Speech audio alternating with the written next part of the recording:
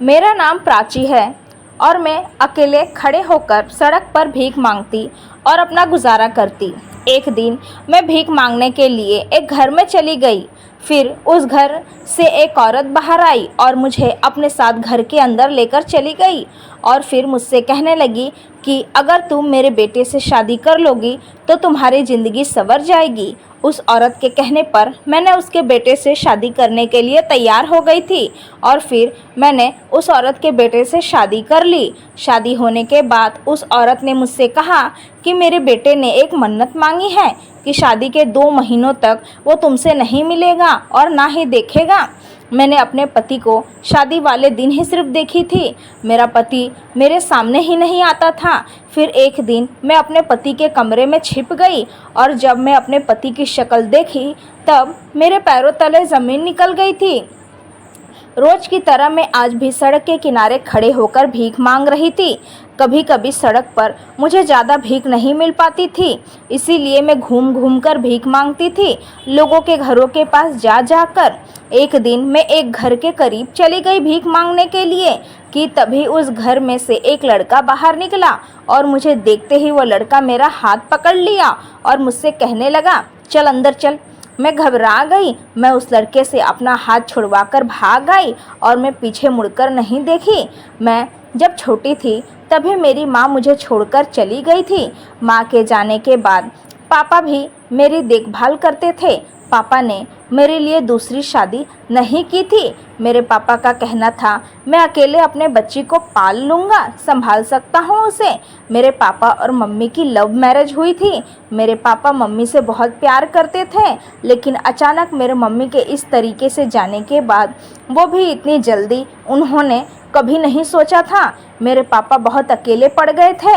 इस गम में आकर वो शराब पीने लगे थे, लेकिन मेरा ध्यान भी रखते थे। वक्त गुजरता गया, मेरे पापा की तबीयत भी खराब रहने लगी थी।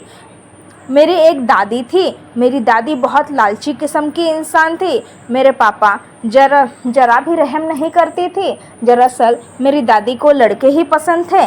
मेरे पापा को लड़की पैदा हुई थी, यानी कि मैं। मेरे दादी के 2 बेटे थे, एक मेरे पापा और एक मेरे चाचा। मेरे जो चाचा हैं उनके 3 लड़के पैदा हुए थे, जिसके कारण मेरी दादी चाचा से ज़्यादा ही प्यार करती थी और चाची से भी।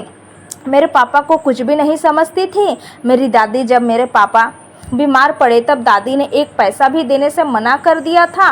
वह बोली कि मैं इस शराबी के लिए अपने पैसे खर्च नहीं करूंगी, आखिर यह कमाता ही क्या है। यह कहकर मेरी दादी मेरे पापा का इलाज नहीं करवा सकी थी। इस कारण धीरे धीरे मेरे पापा की तबीयत और ज़्यादा खराब होती गई और वो बीमार रहने लगे। एक दिन पापा भी मुझे इस दुनिया को छोड़कर चले गए। वक्त रहते मेरे पापा को अगर अच्छा इलाज मिल गया रहता तो मेरे पापा आज मेरे साथ होते। मेरी दादी मुझे ज़रा भी पसंद नहीं करती थी क्योंकि मैं एक लड़की थी। पापा के रहते मैं घर का कोई भी काम नहीं करती थी। मेरी उम्र बहुत कम थी, मैं सिर्फ 11 साल की ही थी। पापा के जाने के बाद दादी मेरा जीना हराम कर दी थी। मेरी दादी और चाचे मिलकर दोनों मुझे परेशान किया करते थे, घर का सारा काम करवाते थे, बदले में मुझे रूखा सूखा खाने को ही देते थे, लेकिन वह भी मेरी दादी से देखा नहीं गया था। एक दिन मैंने उन दोनों को बातें करते हुए सुना था कि इस लड़की से किस तरीके से छुटकारा पाया जाए। दोनों आपस में बैठकर प्लान बना रहे थे, किस तरीके से इसको हमसे दूर भेजा जाए कि आपस में आसपास के लोगों को पता भी ना चले और हमारी इज्जत पर आँच भी ना आए। उन दोनों का प्लान मैंने सुन लिया था, लेकिन मैं अभी काफ़ी छोटी थी। मैं जानती थी जाती भी तो कहाँ जाती। मेरे पापा के घर के अलावा और कोई घर भी तो नहीं था मेरा, किसके सहारे जाती। फिर अगले दिन हमारे घर पर एक औरत आई थी, काफ़ी मोटी थी और अपने मुंह से पान चबा रही थी। उसके ओठ पूरे लाल थे। उस औरत ने मेरा हाथ पकड़कर मुझे अपने साथ ले जाने लगी, लेकिन मैं नहीं जा रही थी। मैं रो रो कर दादी को आवाज़ लगा रही थी, लेकिन मेरी आवाज़ सुनने के बाद भी मेरी दादी मुझे रोकने के लिए नहीं आई थी। मुझे मालूम था कि इन लोग मुझे यहाँ से दूर भेज रहे हैं, लेकिन मैं कहाँ जाने वाली थी मुझे नहीं पता था। अब तो मेरा कोई सहारा भी नहीं था। मैं बहुत रोई थी, गिड़गिड़ाई थी। मुझे उस आंटी के साथ नहीं जाना, लेकिन मेरी दादी और चाचा चाची ने एक नहीं सुनी थी मेरी। फिर वो औरत मेरा हाथ पकड़कर मुझे कार में बिठा दी और फिर वो कार चलने लगी। थोड़ी दूर चली तब एक पुरानी कोठी पर रुकी। जब वो औरत मुझे बाहर निकाली तब मुझसे कहने लगी, तुम इतना रो क्यों रही हो? अब यही तुम्हारी ज़िंदगी है, यही तुम्हारा घर है, यही तुम्हारा सब कुछ है। दरअसल वो कोठी एक कोठा था जो उसका था औरत का। औरत मुझे अपने साथ कोठे के अंदर ले गई। अंदर लाकर मुझसे एक कमरा दिया रहने के लिए और मुझसे कहने लगी, देखो तुम यहाँ पर अच्छे से रहोगी तो हम तुम्हें अच्छे से रखूँगी। अभी तेरी उम्र देख छोटी है, अभी मैं तुझसे वह काम नहीं करवा सकती जिसके लिए मैं तुझे यहाँ पर लाई हूँ। तेरी उम्र की लड़कियों से मैं भीख मंगवाती हूँ और तुझे भी वही काम करना पड़ेगा। तुझे देखकर मुझे बहुत तरस आ रहा है बेटी। कैसे तेरे घर वाले हैं जो तुझे कोठी पर बेच दिए? मैंने सुना वहाँ पर जो लड़कियाँ थी उस औरत को बाई बुला रही थी। तब मैंने उस औरत को बाई बुलाने लगी। बाई ने मुझसे कहा कि तुम्हारा काम कल से शुरू होगा। बाई मुझसे भीख मंगवाने की प्रैक्टिस करवाने लगी और मैं एक दिन में ही सीख गई थी किस तरीके से भीख मांगना है। बाई मुझे बहुत सारी लड़कियों के साथ भीख मांगने के लिए भेज देती थी और मैं भीख मांगकर जो पैसे मुझे मिलते थे वह बाई को लाकर दे दिया करती थी। वक्त इसी तरह गुजर रहा था और मैं 18 साल की हो गई थी। 18 साल के होने के बाद बाई मुझे और भी ज़्यादा स्नेह करने लगी थी। बाई का कहना था मैं यहाँ पर कुछ गलत नहीं करवाती हूँ कोठी पर।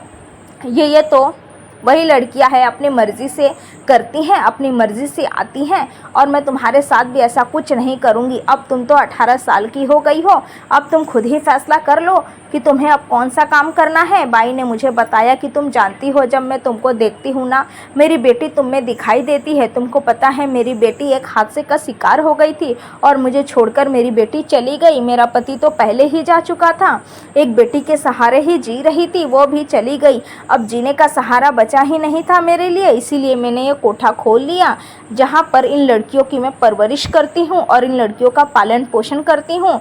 तुमको जब मैंने देखा था तो मैंने भी सोच लिया था तुमसे यह काम नहीं करवाऊंगी। तुमको पता है तुम्हारे लिए एक घर मैंने बनवा दिया है जहाँ पर तुम रह सकती हो। यहाँ पर जितनी भी लड़कियाँ हैं उन सबका कोई ना कोई तो है, किसी की माता है तो किसी के पिता है, किसी के तो दोनों हैं, लेकिन तुम अकेली ही ऐसी लड़की हो जिसके माँ बाप दोनों ही नहीं हैं। इसीलिए अगर कभी मुझे कुछ हो भी गया, फिर अगर मैं इस दुनिया में ना रहूं, मेरे ना रहने पर यह कोठा सील कर दिया जाएगा। इसके बाद ये सब लड़कियां कहीं ना कहीं चली जाएगी, तुम कहाँ जाओगी? इसीलिए तुम्हारे लिए रहने का मैंने बंदोबस्त कर दिया है। बाई मेरे लिए बहुत कुछ की थी।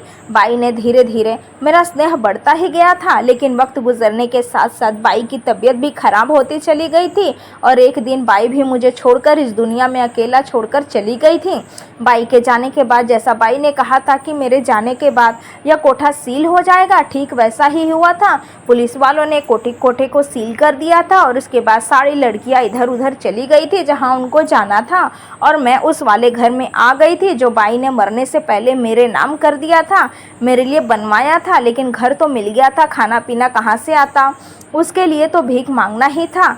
मैं फिर से सड़क पर किनारे खड़े होकर भीख मांगने लगी थी। मैं फिर से सड़क के किनारे भीख मांगने लगी थी, लेकिन उस वक्त सर्दियों का मौसम चल रहा था, ज़्यादा कमाई नहीं हो पा रही थी। इसीलिए मैंने सोचा गली में घूम घूम कर भीख मांगना चाहिए। मैं गली में घूम घूम कर भीख मांगने लगी। एक घर के करीब जब पहुंची तब वहाँ पर एक औरत बाहर आई और मुझसे बोली तुम अंदर आओ। मैं उस औरत के साथ अंदर चली गई। मुझे लगा कि आज ज़्यादा माल मिलने वाला है, यह सोचकर मैं अंदर चली गई थी। उस औरत ने मुझे सोफ़े पर बैठने का इशारा किया, मैं सोफ़े पर बैठ गई थी। फिर थोड़ी देर के बाद वो औरत मुझसे कहने लगी कि तुमको मेरे बेटे से शादी करनी पड़ेगी। यह सुनकर तो मुझे मेरे कानों पर विश्वास ही नहीं हो रहा था। इसका क्या जवाब देती? मेरे पास तो रहने का ठिकाना था लेकिन खाने पाने का ठिकाना नहीं था। इस औरत ने जो कहा उसे मैंने गौर से समझा था, गौर किया, उस बात पर विचार किया। मैं झट से उस औरत का फैसला मान गई थी और फिर उस औरत ने मुझसे कहा कि तुम्हारी शादी मेरे बेटे के साथ कल ही हो जाएगी। इसके बाद वो औरत मुझे खाना दी, मैं खाना खाई और फिर खाना खाने के बाद मैं सो गई थी। खाना इतना भरपेट खाई थी कि मुझे इतनी ज़ोर से नींद लगी कि मैं डायरेक्ट अगली सुबह ही मेरी नींद खुली थी जब वो औरत आकर मुझे उठाई थी और फिर अपने साथ वो औरत शादी का जोड़ा लेकर आई थी और मुझसे कहने लगी जल्दी उठो, फ्रेश हो जाओ और यह साड़ी का जो शादी का जोड़ा पहनकर तैयार हो जाओ। आंटी के कहने के मुताबिक मैं ठीक वैसा ही कि मैं दुल्हन बनकर तैयार बैठी थी। थोड़ी ही देर के बाद हमारी शादी की रस्में शुरू हो गई थी और कुछ देर बाद मेरे पति के साथ शादी हो गई थी। शादी होने के बाद मैं अपने कमरे में घूंघट लिए बैठी थी कि तभी मेरी सास कमरे में आई।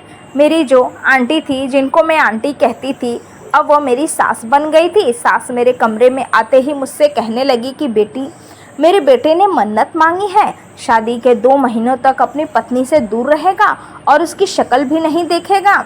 फिर मैंने सोचा भला ये कैसी मन्नत, लेकिन मैं अपनी सास को निराश नहीं करना चाहती थी। मैंने उनको हाँ में सर हिला दिया था। उनसे कहा ठीक है सासू माँ, मुझे इससे कोई प्रॉब्लम नहीं है। अगर मेरे पति ने मन्नत मांगी है तो उनकी मन्नत पूरी करने में मैं मदद करूँगी और अपने पति को नहीं देखूँगी। फिर वक्त गुजरता गया, लेकिन मैं अपने पति को देखना चाहती थी। उनको कभी देखा ही नहीं था। शादी के वक्त भी इतना ज़्यादा शर्म आ रही थी कि मांग भरते वक्त भी मैंने अपने पति को नहीं देखा था। बस एक नज़र हल्का सा देखा था और वो भी चेहरा याद ही नहीं, चेहरा कैसा था मेरे पति का। वक्त गुजरते काफ़ी गुजर गया, 1 महीना गुजर गए। फिर मुझसे अब रहा ही नहीं गया। मैंने सोचा अब अपने पति ने मन्नत मांगी है, वो मुझे देख नहीं सकते, लेकिन मैं तो देख ही सकती हूँ, एक फ़ोटो तो देख ही सकती हूँ। इसीलिए फ़ोटो की तलाश में मैं सासू माँ के कमरे में आ गई और फ़ोटो ढूंढने लगी। तभी अचानक मुझे एहसास हुआ कि कमरे के अंदर कोई तो आया। कमरे के अंदर किसी लड़के की आवाज़ सुनाई दे रही थी, फ़ोन पर किसी से बात कर रहा था। यह आवाज़ किसी लड़के की थी, लेकिन सासू माँ मुझसे कहा था घर में मेरे अलावा और कोई नहीं है। फिर यह आवाज़ किसकी थी? मतलब सासू माँ ने मुझसे झूठ कहा था। फिर मैं तुरंत जाकर अलमारी के पीछे छिप गई। जब वो लड़का कमरे के अंदर पूरी तरीके से आ गया, तब मैंने उसको एक नज़र देखना चाहा कि आखिर यह लड़का है कौन। जब मैं उस लड़के को देखी तब मेरे पाँव तले ज़मीन खिसक गई थी। मैंने सोचा ये कैसे हो सकता है, भला ये लड़का यहाँ कैसे? इस लड़के को मैंने पहले कभी देखा था, मुझे अच्छे से याद था। यह लड़के को मैंने कहाँ देखा था? यह वही लड़का था जिसके साथ मेरी मुलाकात शादी के 2 महीने पहले हुई थी। एक दिन भीख मांगते मांगते ज़्यादा ही रात हो गई थी। मैं कोठे की तरफ ही लौट रही थी कि तभी रास्ते में मैंने देखा कि रास्ता पूरा सुनसान था और उस रास्ते पर एक लड़का कार लिए खड़ा था और फ़ोन पर किसी से बात कर रहा था। वह काफ़ी गुस्से में लग रहा था। फिर उस लड़के की नज़र मेरे ऊपर पड़ी, तब उसने तुरंत फ़ोन रख दिया और मुझे लिफ्ट देने का इशारा किया। इतने में पीछे से बाइक पर 3 लड़के आए और उस लड़के को मारने पीटने लगे। वो तीनों लड़के उस लड़के के ऊपर काफ़ी भारी पड़ रहे थे। वो लड़का उन लड़कों को मार ही नहीं पा रहा था, इसीलिए मैंने समझदारी से काम लिया था। भाई ने हम लोगों को अपनी सेफ्टी के लिए सिखाया था कि कभी कोई मुसीबत आ जाए तो उसे कैसे निपटा जाए। इसीलिए वह हमें अपने साथ एक चाकू दिया करती थी कि अपने पास रखा करो और जैसे ही कोई मुसीबत हो या फिर किसी मुसीबत का सामना हो तो उसे चाकू के सहारे हम अपनी इज्जत बचा लें या अपनी सेफ्टी कर सकें। मैं तुरंत अपने बैग से वह चाकू निकाली और अपना हाथ पीछे किए हुए इन तीनों लड़कों के करीब गई और मैं पीछे से एक लड़के को एक लात खींच कर मारी और जैसे ही वह नीचे गिरा मैंने उसके हाथ पर चाकू मार के उसके हाथों को घायल कर दिया। इतने में वो दोनों लड़के उस लड़के को देखने लगे। फिर जो लड़का मार खा रहा था वो फटाक से कार में बैठ गया और मैं भी उस कार में फटाक से बैठ गई। फिर उस लड़के ने तेज़ी से कार चलाकर वहाँ से भाग निकले थे और वह लड़का कार में मुझसे कह रहा था कि जल्दी बोलो तुमको कहाँ जाना है। मैंने उससे कहा मुझे कोठी पर जाना है, आप मुझे वहीं पर छोड़ दीजिए। तब वह लड़का मुझे कोठी पर छोड़ दिया था। कोठी पर छोड़ने के बाद जल्दी वह चला गया था और इसके बाद आज मैं इस लड़के को इसी घर में देखी। सासू माँ ने मुझसे झूठ कहा कि घर में कोई मर्द नहीं है।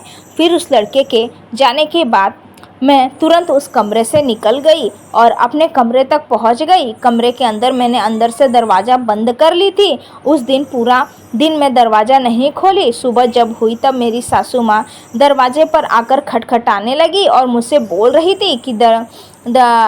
थी दरवाज़ा खोलो। लेकिन मैंने कहा दरवाज़ा मैं एक ही शर्त पर खोलूँगी, आप बताओ घर में लड़का जो है वो कौन है?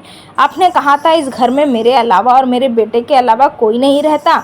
आपका बेटा कहीं गया है तो फिर यह कौन है? तब मेरी सासू माँ मुझसे कहने लगी, यही तो तेरा पति है।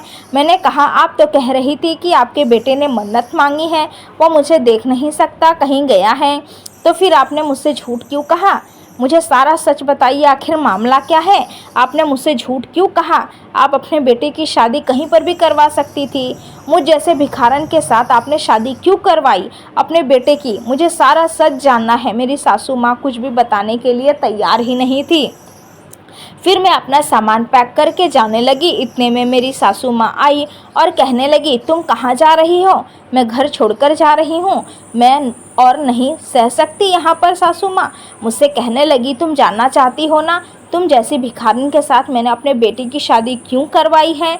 तो सुनो, हम इससे पहले गांव में रहते थे। मेरे पति की करोड़ों की जायदाद है गांव में, लेकिन मेरे पति की अचानक मौत के बाद सारी जायदाद उनके भाइयों के नाम हो गई। मेरे पति को कुछ भी नहीं मिला और मुझे और मेरे बेटे को उस गांव से ही निकाल दिया गया।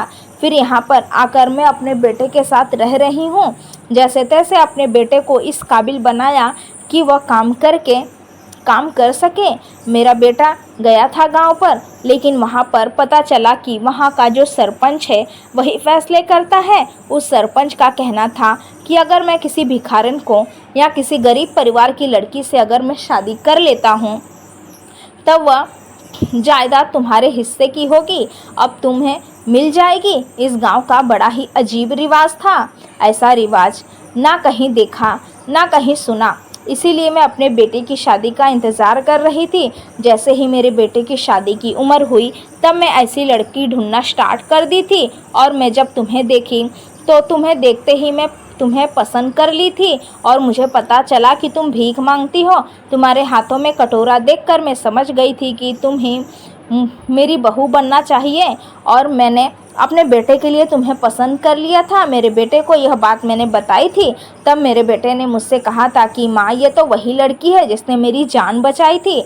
तब मैं और भी ज़्यादा गदगद हो गई थी कि मेरी सही लड़की को पसंद किया है अपने बेटे के लिए। मेरा बेटा भी तुमसे प्यार करने लगा है और आज तुम्हें अपने पत्नी के रूप के प्रकार मेरा बेटा बहुत खुश है, लेकिन थोड़ी परेशानियों में घिरा हुआ है।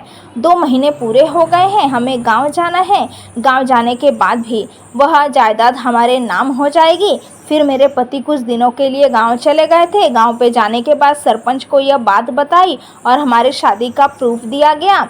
तब उस सरपंच ने जो हमारे हिस्से की जायदाद थी वो हमारे नाम कर दी। और फिर मेरे पति, सासू माँ और मुझे गांव बुला लिए और हम तीनों गांव में ही रह रहे हैं। हमारे गांव में करोड़ों की जायदाद है, जिसे पाकर हम बहुत खुश हैं। मैंने कभी सपने में भी नहीं सोचा था कि मेरी किस्मत ऐसी निकलेगी। कहाँ मेरे घर पर मुझे सब धिक्कार रहे थे। आज उस बेटी को इतना बड़ा ससुराल मिल गया कि उसकी आंखों पर विश्वास ही नहीं हो रहा है। कहते हैं ना, नसीब तो ऊपर से लिख कर आता है, नसीब किसके हाथ में नहीं होता। मेरे माँ बाप के जाने के बाद कोई सहारा नहीं था मेरा। घर वालों ने मुझे कोठे पर बेच दिया। वहाँ पर एक बाई मिली जिसने मेरा जीवन सुधार दिया। और फिर उसके बाद मेरी सास, जिन्होंने मेरी लाइफ बना दी। और मेरा पति मुझसे बहुत प्यार करते हैं और मैं अपने पति के साथ और सासू माँ के साथ बहुत खुश हूँ। शादी के 2 साल बाद मैं अपने बेटे को जन्म दिया। हम अपने बेटे को पाकर बहुत खुश हैं। आप लोग भी खुश रहिए।